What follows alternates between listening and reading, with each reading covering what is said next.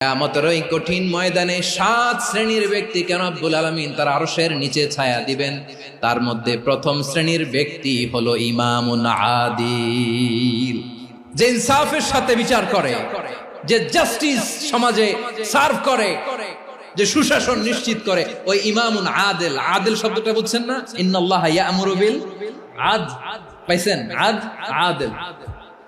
7 শ্রেণীর ব্যক্তিকে আল্লাহ তাআলা সুশীতল আরশের নিচে ছায়া দিবেন, যেদিন তার দেয়া ছায়া ছাড়া কোনো ছায়া থাকবে না। এর প্রথম হচ্ছে ইমামুন আদিল, ন্যায়পরায়ণ শাসক। চিল্লায় বলেন সুবহানাল্লাহ।